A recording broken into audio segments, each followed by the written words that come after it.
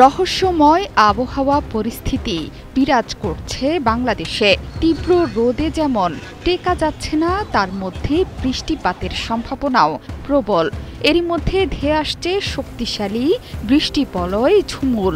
এটি একটি পূর্ণাঙ্গ মৌসুমি বৃষ্টিবলয়, যার প্রভাবে দেশের প্রায় সব অঞ্চলে বৃষ্টিপাত হতে পারে।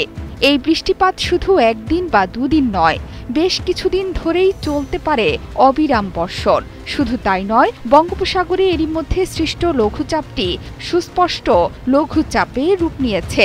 এটি আরও ঘনীভূত হতে পারে বলে সতর্কতাও জারি হয়েছে।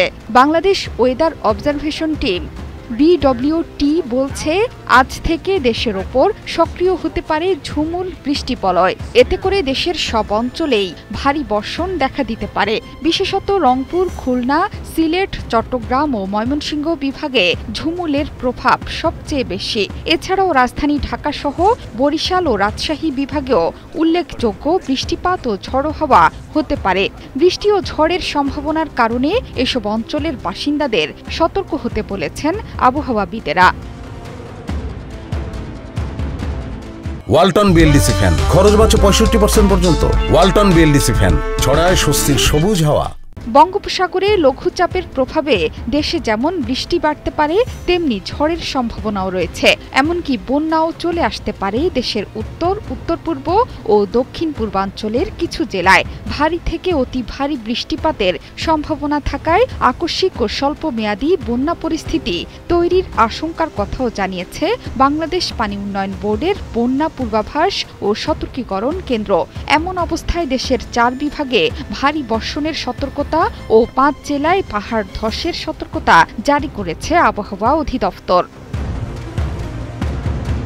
অতি ভারী বর্ষণের কারণে চট্টগ্রাম, রাঙ্গামাটি, খাগড়াছড়ি, বান্দরবান ও কক্সবাজার জেলার পাহাড়ি এলাকার কোথাও কোথাও ভূমিধসের আশঙ্কাও রয়েছে। অন্যদিকে লঘুচাপের প্রভাবে দমকা বা ঝোড়ো হাওয়া বয়ে যাওয়ার আশঙ্কা থাকায় চট্টগ্রাম, মোংলা ও পায়রা সমুদ্র বন্দর এবং কক্সবাজারে 3 নম্বর স্থানীয় সতর্কতা সংকেত দেখাতে বলেছে আবহাওয়া অধিদপ্তর।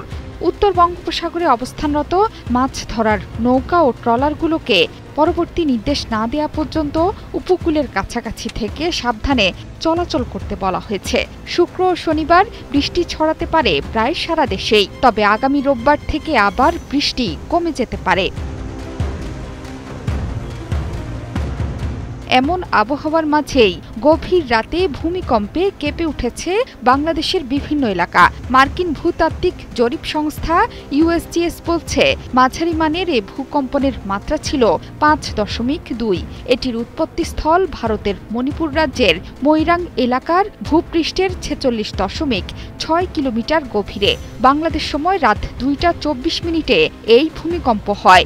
ভারত, বাংলাদেশের পাশাপাশি মিয়ানমারেও এই কম্পন অনুভূত হয়েছে।